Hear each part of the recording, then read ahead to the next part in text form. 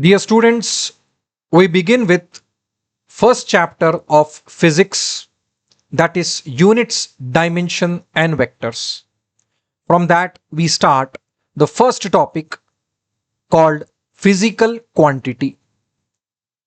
Physical quantity is a quantity that can be measured and expressed by a numerical value with a unit. Definition: it's a measurable property of a body or a phenomena or effect that can be represented by a number, and a unit is called physical quantity. Length equal to 5 meters is a physical quantity. Same way, temperature is equal to 37 degrees is a physical quantity. G equal to 9.8 meter per second square.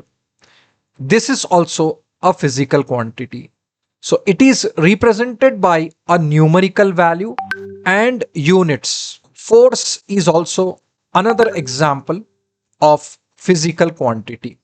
10 is the magnitude and N stands for newtons. That is the units used for expressing the force. Next we have fundamental quantities. These are basic physical quantities and they are independent quantities. They cannot be expressed in terms of other physical quantities. Fundamental quantities are length, mass, time, temperature, current, mole, candela. So length is a fundamental quantity. Mass is used for specifying the quantity of substance. Time, temperature, current, mole and candela. This is used for specifying the light intensity. Physical quantities are independent of each other. They form the basis for other quantities. The units are called as fundamental units. Units for length is in meters, centimeters. For mass it is grams, kg. For time it is seconds, minutes. Temperature it is in degrees centigrade, Fahrenheit or Kelvin. Current is expressed in ampere. For mole units, mole is used. For candela, unit is CD.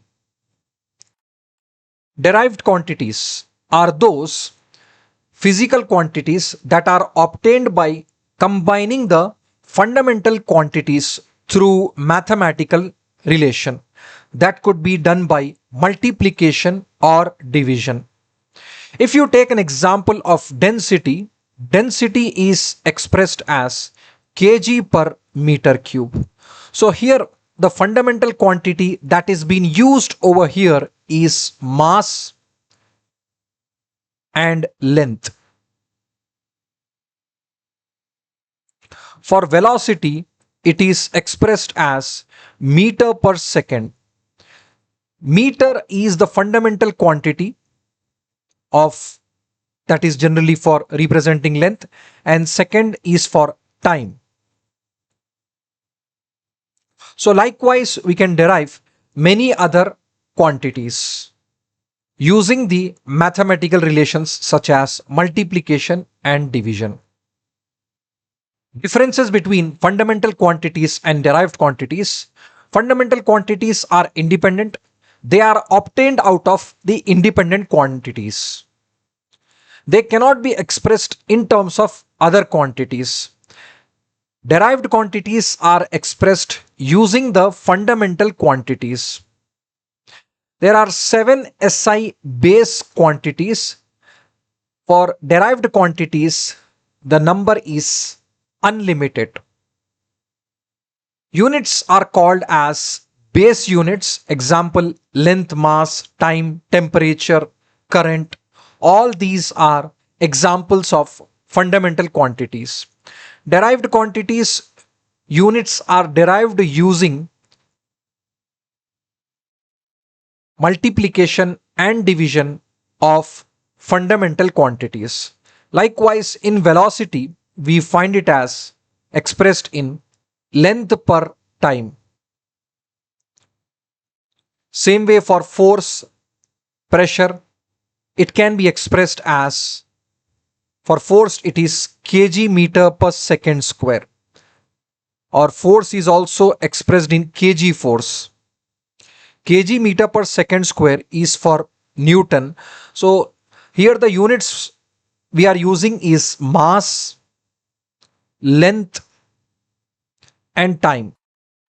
Same way for pressure also the results can be obtained. Basic fundamental quantities can be memorized very easily, as these will be used for obtaining derived quantities.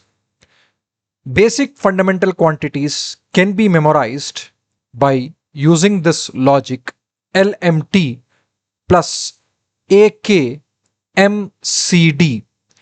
L stands for length, M stands for mass, T stands for time, A stands for ampere,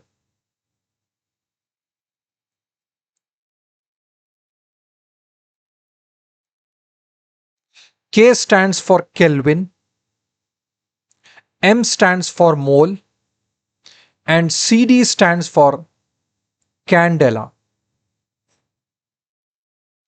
If you find the video helpful in understanding the concept easier way, subscribe and share it with your friends.